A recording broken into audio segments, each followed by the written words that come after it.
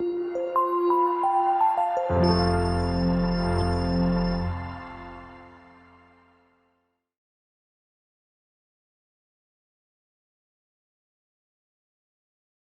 bertemu kembali di channel YouTube Belajar ala Klinik Jenius bersama dengan saya, Pak Samuel. Saya salah seorang pengajar matematika di Bimbel Bimbingan Belajar Klinik Jenius. Mari bergabung dengan Klinik Jenius, Bimbel Klinik Jenius. Untuk informasinya, kalian bisa melihat di nomor WA yang ada di bagian deskripsi dari video ini. Nah, saat ini dalam video kali ini dan beberapa video berikutnya nanti saya akan membahas tentang kombinasi. Kalau di dalam pembahasan di video-video sebelumnya saya sudah membahas tentang aturan pencacahan, yaitu aturan penjumlahan dan perkalian, kemudian permutasi, maka kali ini saya akan membahas tentang kombinasi. Nah, kira-kira seperti apa kombinasi? Mari diperhatikan dengan baik dan dengan cara yang sesama dan dalam tempo yang sengerti-ngertinya. Sebelum saya lebih jauh membahas dan sebelum memulai, saya mau ngopi dulu. Kopi itu nikmat jenderal.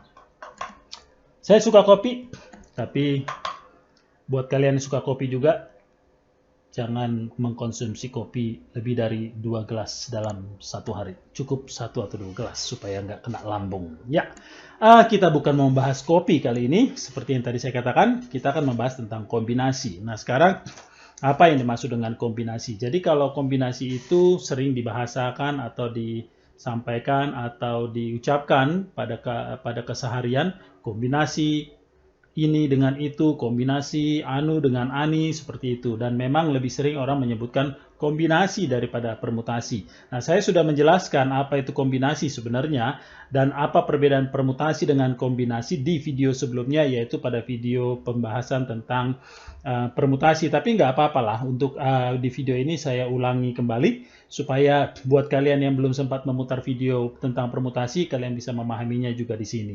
Jadi begini.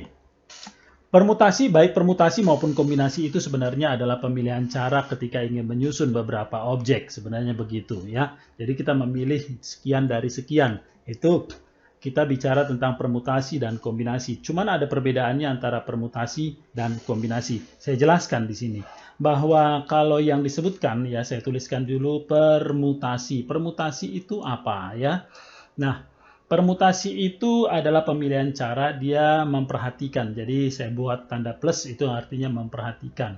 Ya, dia memperhatikan urutan. Jadi urutan dia lihat. Kemudian atau tempat juga dia lihat. Atau posisi juga dia lihat. Atau jabatan juga dia perhatikan. Ya, itu permutasi. Jadi ketika memilih sekian objek, dari sekian objek yang ada, dia memperhatikan urutan, tempat, jabatan, posisi, atau apapun namanya itu.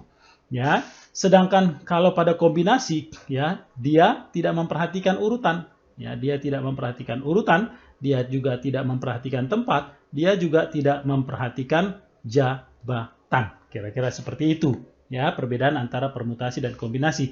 Jadi kalau kombinasi adalah pemilihan susunan, pemilihan cara yang tidak memperhatikan urutan dan tempat serta jabatan dan lain-lainnya. Nah, konkretnya kira-kira seperti ini. Saya katakan misalnya ada 2 buah huruf, misalkan A dan B.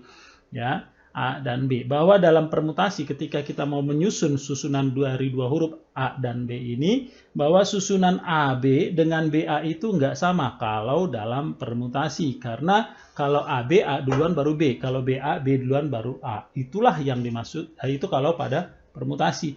Jadi susunan AB dan BA ini dalam permutasi itu dihitung sebagai 2 susunan. Ya, dihitung sebagai 2 buah susunan. Sedangkan kalau dalam kombinasi, susunan AB itu sama dengan susunan BA. Mau diletakkan kayak gimana juga, pokoknya kalau hanya itu aja objek yang dipilih, baik A dan antara A dan B, ya, AB juga, BA juga misalnya yang dipilih, maka kata kombinasi itu sama aja, nggak usah ngibul katanya, kira-kira seperti itu kalau dalam kombinasi. Toh itu jauh juga, lu lagi, dia lagi, AB dengan BA. Jadi dalam kombinasi, ya, ini dihitung sebagai 1 buah susunan. Jadi bukan menjadi 2 susunan, tapi 1 buah susunan yang sama saja katanya. Nah, konkretnya misalnya seperti ini yang sudah saya sampaikan juga di video permutasi. Misalnya ada di antara ada 1000 misalnya ya. Ada 1000 katakanlah kupon undian. Ya, ada 1000 kupon undian. Nah, dari 1000 kupon undian ini akan dipilih beberapa pemenang, ya, beberapa pemenang, ya, akan dipilih, diundi. Nah, kalau dia bicara permutasi, ya, kalau permutasi, ya, ketika mau memilih 1000 kupon, mengambil 3 pemenang dari 1000 kupon undian ini, dia mengatakan, misalnya menyebutkan ada pemenang 1. Nah, gitu dia. Ya, pemenang 1 Markona, misalnya seperti itu. Kemudian dibacakan lagi. Oke, undian diambil pemenang 2 Zubaidah. Nah, kira-kira seperti itu. Kemudian yang pemenang ketiga, misalnya begitu. Pemenang ketiga adalah Markona, misalnya. Ya. Oh, Sarboah. Tadi Markona udah pemenang pertama. Pemenang pertama Markona. Pemenang kedua Zubaidah. Pemenang ketiga Sarboah, misalnya. Begitu. Jadi itu disebut sebagai permutasi. Kenapa? Karena ketika Markona sebagai pemenang 1 dan atau dia sebagai pemenang kedua, itu hal yang berbeda gitu. Hadiahnya aja udah beda. Misalkan pemenang 1 rumah tanpa atap, pemenang kedua mobil tanpa mesin, pemenang ketiga misalnya kulkas tanpa pintu. Misalkan seperti itu. Kan hadiahnya aja udah berbeda, maka itu susunan yang berbeda. Itu yang dimaksud dengan permutasi. Sedangkan kalau dalam kombinasi, ya, kombinasi misalnya dia hanya bicara begini, dari 1000 kupon undian akan diambil 3 pemenang hadiah jalan-jalan dari Jakarta ke Malaysia dengan cara berenang, misalnya seperti itu. Nah, jadi dia tidak menyebutkan pemenang 1, pemenang 2, pemenang 3. Pokoknya dia ambil 3 orang sebagai pemenang untuk mendapatkan hadiah jalan-jalan dari Jakarta menuju Malaysia dengan cara berenang, gitu dia. Jadi misalkan kalau dipanggil, misalnya ini yang mengumumkan mengatakan 3 kupon undian, 3 pemenang dari kupon undian adalah, dia menyebutkan dulu pertama, dia tidak bilang pemenang pertama, dia menyebutkan Markona, kemudian Zubaidah, dan yang terakhir adalah Sarboah, misalnya seperti itu. Dia sebutkan duluan Markona, Zubaidah, Sarboah, misalnya begitu kan. Tiba-tiba di cancel. Oh, ternyata ada salah. Sebentar. Dicek lagi. Oke. Akhirnya dia kembali lagi lalu membacakan 3 pemenang dari 1000 kupon undian adalah, dia sekarang menyebutkan Sarboah, yang pertama kali dipanggilnya Sarboah, kemudian Markona, dan yang terakhir dia panggil adalah Zubaidah misalnya. Nah, itu dalam kombinasi ya sama aja kan, dia lagi gitu loh. Mau siapa duluan yang dipanggil, toh pemenangnya yang 3-3 itu juga. Nah, itu yang dimaksud dengan kombinasi gitu ya. Jadi dia hanya meminta 3 pemenang. Jadi tidak menyebutkan pemenang 1, pemenang 2, pemenang 3 dan selanjutnya. Jadi jelas ya perbedaan antara permutasi dan kombinasi. Jadi kalau seandainya nanti kalian menghadapi sebuah soal dalam peluang atau dalam permasalahan permutasi kombinasi, harus kalian identifikasi dulu bahwa kasusnya ini apakah ketika mau memilih atau mengambil susunan atau mengambil cara, ya, apakah dia memperhatikan urutan jabatan, tempat, posisi seperti itu? Jika iya, berarti itu permutasi. Jika tidak, berarti itu kombinasi. Kira-kira seperti itu misalkan dalam perkara permutasi dan kombinasi. Atau misalnya begini, dalam sebuah tim sepak bola, ya, dari 50 orang yang mengikuti seleksi akan dipilih, misalnya kalau permutasi seorang menjadi penjaga gawang, seorang menjadi bek kanan, seorang menjadi bek kiri, seorang menjadi gelandang kanan dan selanjutnya. Jadi dia menyebutkan tempat-tempat yang atau posisi-posisi dari pemain-pemain yang mau dipilih, kira-kira seperti itu.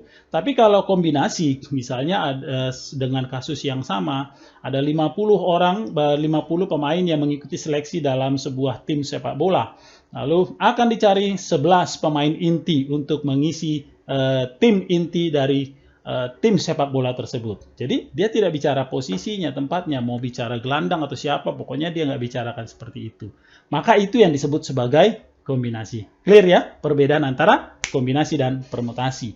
Nah, jadi kalau dalam kombinasi pemilihan banyak untuk menghitung banyak susunan caranya itu, ya dia mengikuti misalnya kombinasi R unsur, jadi memilih R unsur dari N unsur yang ada. Jadi misalnya memilih 2 orang dari 10 orang, berarti R-nya 2, N-nya 10. Itu sama dengan N faktorial dibagi dengan N kurang R faktorial dikali dengan R faktorial. Ya, ini rumus daripada kombinasi. Kalau permutasi kan nggak ada yang ininya. Jadi kalau nggak ada yang ininya ya.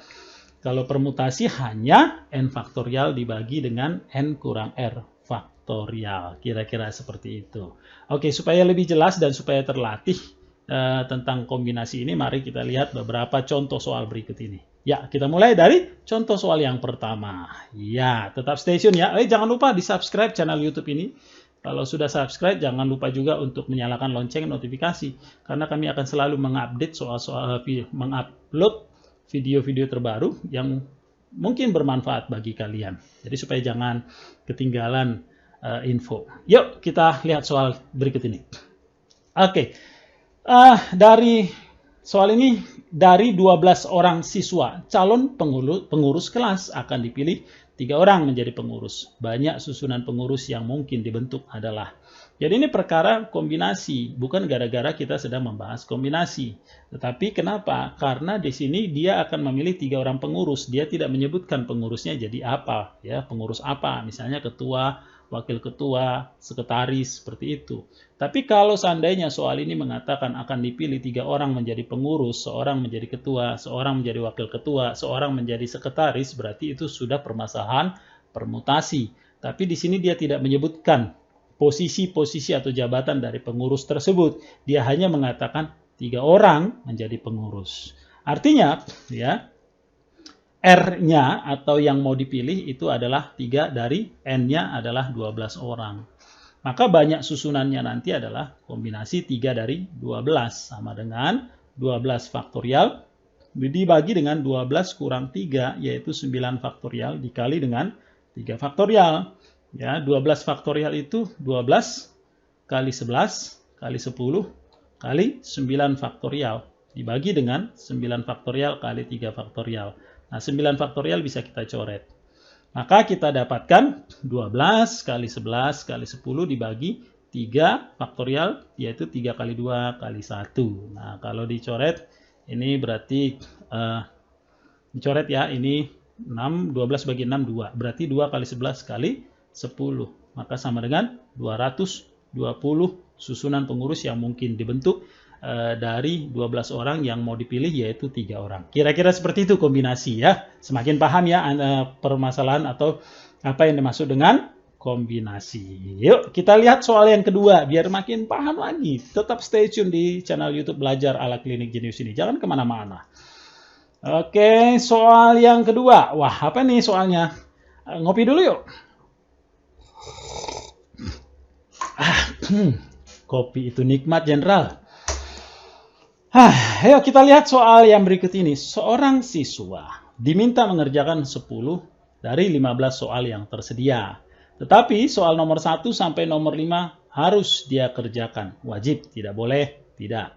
Banyak pilihan pengerjaan soal yang dapat dipilih seorang siswa tersebut adalah. Jadi kira-kira begini, kalian dikasih soal oleh guru kalian sebanyak 15 soal. Tapi oleh guru kalian hanya diminta mengerjakan 10 saja. Tetapi dengan catatan soal nomor 1 dan nomor 5 itu harus dikerjakan. Nah, sekarang mari kita rinci permasalahannya ini. Jadi saya tuliskan bahwa banyak ya atau banyak soal yang tersedia. Yang tersedia itu adalah sama dengan 15 soal, kan gitu ya. Sedangkan banyak soal yang harus dikerjakan, yang dikerjakan ya itu sebanyak 10 soal ya. Nah, sedangkan banyak atau jumlah soal yang wajib ya tidak boleh tidak dikerjakan ya. Jadi dia harus mengerjakan 5 soal lagi. Jadi ketika dia mengerjakan soal nomor 1 sampai nomor 5 berarti dia sudah mengerjakan 5 soal. Nah, itu artinya sisa soal yang tersedia sekarang yang harus dia kerjakan, yang harus dia pilih yaitu 10 soal.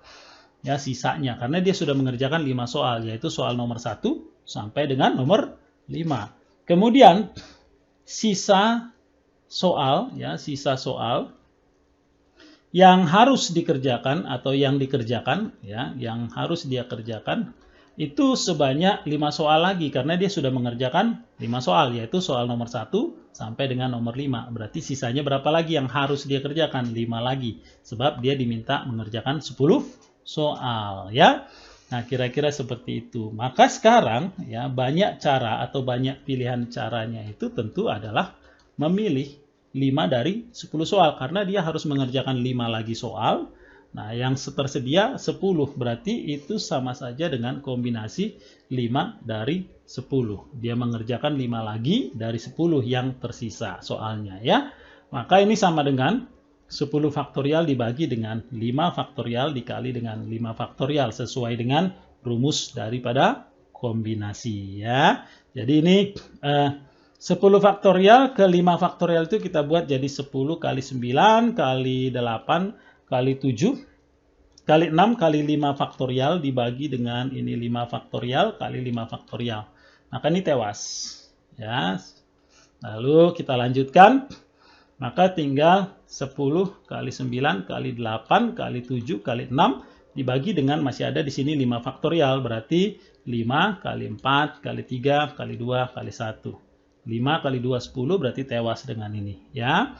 Kemudian 4 dengan 8 berarti tinggal 2. 6 bagi 3 ini 2. Maka kita dapatkan tinggal 9 kali 2 kali 7, ya, kali 2. Sama dengan 9 kali 2 kali 7 kali 2 itu sama dengan 252 soal susunan cara. Berarti dia harus banyak pilihan pengerjaan soal yang dapat dipilihnya itu sebanyak 252 pilihan pengerjaan soal atau cara atau kemungkinan mengerjakan soal. Kira-kira seperti itu untuk soal yang kedua. Semoga bisa kalian pahami, ya. Di pelan-pelan saja kalian putar ulang lagi kalau agak masih kurang mengerti supaya bisa benar-benar paham, ya. Oke, kita lanjut lagi ke soal nomor 3. Yo, jangan kemana-mana, masih ada soal yang mau kita bahas supaya kalian benar-benar ngertilah masalah kombinasi. Karena permasalahan permutasi dan kombinasi atau peluang itu seringkali ditanyakan di soal-soal ujian, baik UTBK, ujian mandiri, ataupun ujian-ujian lainnya. Jadi ya harus dimengerti dan dipahami, ya. Oke, kita lihat soal yang ketiga ini. Dari 5 orang putra dan 6 orang putri dibentuk satu tim yang terdiri dari 3 orang putra dan 2 orang putri. Berarti ada 5 orang yang dipilih, tapi yang tiganya putra, yang 2 lagi putri. Banyak tim yang dapat dibentuk adalah. Jadi ini sama saja dengan begini, banyak cara pemilihan untuk putra, ya, dikali dengan banyak cara pemilihan untuk putri. Loh, kenapa dikali? Kenapa ini aturan perkalian? Karena ketika pemilihan putra, ya, ketika proses memilih putra itu dilanjutkan lagi dengan pemilihan putri. Atau pemilihan putra diikuti dengan pemilihan putri. Seperti yang sudah saya bahas di video sebelumnya tentang aturan penjumlahan dan perkalian. Apabila ada kejadian yang mengikuti kejadian lain atau kejadian yang dilanjutkan kejadian lain, berarti dia mengikuti aturan perkalian. Nah, sekarang berapa banyak cara pemilihan putra? Karena yang diminta adalah 3 putra dari 5 putra, berarti itu kombinasi 35 dikali dengan untuk putri yang dipilih 2 dari 6. Berarti kombinasi 2 dari 6. Maka kita dapatkan ini apa tuh? 5 faktorial dibagi dengan 5 kurang 3 berarti 2 faktorial kali 3 faktorial. Bisa ya? Oh, bisa lah, kalian mah cerdas-cerdas dan luar biasa. Berniat mau untuk melihat video pembelajaran di channel YouTube saja itu sudah merupakan nilai yang positif yang kalian telah lakukan, ya. Jadi kembangkan terus nilai yang positif tersebut supaya kalian semakin mampu, supaya semakin hebat, ya. Oke, kita lanjut. 6 faktorial dibagi dengan 6 kurang 2 berarti 4 faktorial kali 2 faktorial. Oke, 5 faktorial ke 3 faktorial berarti kita buat jadi 5 kali 4 kali 3 faktorial dikali 2 faktorial itu 2 dikali 3 faktorial, tewas. Mati. Dikali dengan 6 faktorial dibagi 4 faktorial itu bisa kita buat jadi 6 kali 5 kali 4 faktorial dibagi dengan 4 faktorial dikali 2 faktorial itu 2. Coret lagi. Oke, ini juga coret. 3. Oh, ini tadi dicoret. 2. Sehingga kita dapat banyak pemilihan putra itu 10 dikali dengan, karena 5 kali 2 ya, banyak pemilihan putri itu 15. Berarti banyak caranya berapa? 150. Nah, kira-kira seperti ini. Gampang ya. Memang masih mudah karena ini memang masih soal-soal yang cukup mendasar. Tapi perlu kalian pahami supaya bisa kalian dengan modal soal-soal seperti ini, ketika ada soal yang lebih tingkat kesulitannya lebih tinggi, kalian paling tidak punya dasar berpikirnya. Ya, kita lanjutkan lagi ke soal yang terakhir. Jadi saya tidak akan membahas langsung banyak soal dalam satu video supaya durasinya nggak terlalu panjang pada satu video ini. Ya, kita lihat. Nah, kira-kira seperti ini. Ya. Dari 5 orang pria dan 5 orang putri akan dibentuk sebuah tim terdiri dari 5 orang. Banyak tim yang dapat dibentuk jika sekurang-kurangnya terdapat 2 pria dalam tim tersebut. Nah, apa ini maksudnya? Ya, nah ini mirip-mirip dengan soal yang sebelumnya, tetapi ada sedikit perbedaan. Ya, perbedaannya di mana? Bahwa di sini dikatakan bahwa akan dipilih 5 orang dari 10 orang, yaitu 5 pria, 5 putri. Tetapi 5 orang yang dipilih itu katanya sekurang-kurangnya terdapat 2 pria. Kalau sekurang-kurangnya 2 pria, berarti harus ada 2 pria paling enggak. Atau 3 pria. Atau 4 pria. Atau 5-5-nya itu pria semuanya. Kira-kira seperti itu. Karena kan sekurang-kurangnya 2 pria. Oke, sekarang kita lihat satu persatu kemungkinan-kemungkinan itu. Kemungkinan yang pertama, ya berarti pemilihannya adalah 2 pria dan diikuti dengan 3 putri. Kira-kira seperti itu ya. Nah, ini berapa? Berarti pakai kombinasi ya. Berarti kombinasi 2 pria dari 5 pria dikali dengan kombinasi 3 putri dari 5 putri. Maka dapat langsung aja 5 faktorial dibagi dengan 5 kurang 2, 3 faktorial kali 2 faktorial. Dikali lagi dengan 5 faktorial dibagi dengan 5 kurang 3, 2 faktorial kali 3 faktorial. Oke, langsung ya. 5 faktorial dengan 3 faktorial itu kalau dibagi jadi 5 kali 4 per 2. Coret. Ini 2. Dikali dengan, sama ini juga ya, 5 faktorial dibagi 3 faktorial itu 5 kali 4 dibagi dengan 2. Coret-coret lagi, berarti dapatnya 10. Ya, ini 10 dikali dengan 10. Maka kita dapat untuk kemungkinan yang pertama itu ada 100 kemungkinan. Oke. Sekarang kita lanjut untuk kemungkinan yang kedua. Kemungkinan kedua karena katanya sekurang-kurangnya 2 pria. Berarti bisa dong 3 pria. Kan gitu ya. 3 pria berarti wanitanya atau putrinya 2 yang mau diambil. Karena sedalam tim itu hanya 5 orang yang mau dilihat. Jadi ini sama dengan, yuk sama seperti yang kemungkinan pertama caranya ya. Proses berpikirnya berarti kombinasi 3 dari 5 dikali dengan kombinasi 2 dari 5. Nah, kebetulan ini kan sama ya dengan yang di atas, bawah dengan atas ini. Hitung-hitungannya. Berarti langsung aja ini sama dengan 100. Oke. Kemudian kemungkinan yang ketiga. Kemungkinan yang ketiga itu kalau yang dipilih itu 4 pria, berarti wanitanya atau putrinya cuma 1. Ya. Berarti kombinasi 4 dari 5 dikali dengan kombinasi 1 dari 5. Kombinasi 4 dari 5, 5 faktorial dibagi 5 kurang 4. Itu 1 faktorial kali 4 faktorial. Dikali dengan 5 faktorial dibagi 5 kurang 1, 4 faktorial. Lalu dikali dengan 1 faktorial. 5 faktorial dibagi dengan 4 faktorial itu yang tinggal 5. Berarti ini jadi 5 kali 5. Sama dengan, yuk, 25 pintar. Nah, kemudian kemungkinan yang keempat. Yang kemungkinan keempat itu 5-5-nya putra. Berarti nggak ada yang putri terpilih. Kan kira-kira seperti itu. Ya. Artinya ini menjadi kombinasi 5 dari 5. Kombinasi 5 dari 5 itu sama dengan berapa? Sama dengan 1. Atau kan kalau dihitung 5 faktorial per 5 kurang 5, 0 faktorial. 0 faktorial itu 1 dikali dengan 5 faktorial. Coret. Oke, sama dengan 1. Maka sekarang ada berapa banyak tim yang dapat dibentuk dari kasus yang disampaikan atau data yang disampaikan dalam soal. Berarti itu nanti sama dengan totalnya adalah ya, sama dengan 100 ditambah 100 ditambah dengan 25 ditambah dengan 1. Berarti sama dengan 226 kemungkinan susunan tim.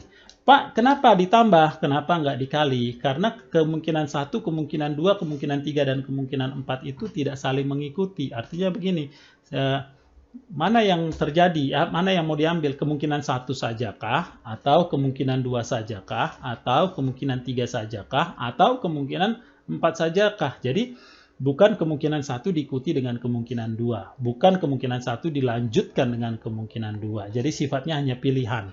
Sehingga ini menggunakan aturan penjumlahan, sehingga jadinya 100 tambah 100 tambah 25 tambah 1. Sama dengan 226. Oke, sudah saya bahas 4 soal dan juga konsep daripada kombinasi ini. Semoga kalian bisa memahaminya. Kalau misalnya masih agak kurang paham, ya diputar ulang lagi. Tapi kalau sudah paham, jangan cepat berpuas diri. Ayo cari soal yang lebih bervariasi, lebih banyak lagi soal supaya kalian bisa lebih memahami dan mengerti. Karena memang ini bicara matematika. Matematika itu kalian harus banyak berlatih. Saya dulu juga suka matematik, bisa pelajaran matematik ya karena memang harus banyak berlatih. Jadi latih latih lebih banyak soal sehingga tanpa kita sadari kita mengalami kemampuan analisa yang lebih baik lagi. Kira-kira seperti itu. Oke, terima kasih atas kunjungannya. Jangan lupa di-subscribe ya bagi yang belum. Dan kalau sudah pun nyalakan lonceng notifikasi. Dan bagi yang suka ngopi, ayo kita ngopi dulu sekejap. Ya. Oke, terima kasih atas kunjungannya. Tetap semangat, tekunlah belajar dan teruslah berdoa. Merdeka.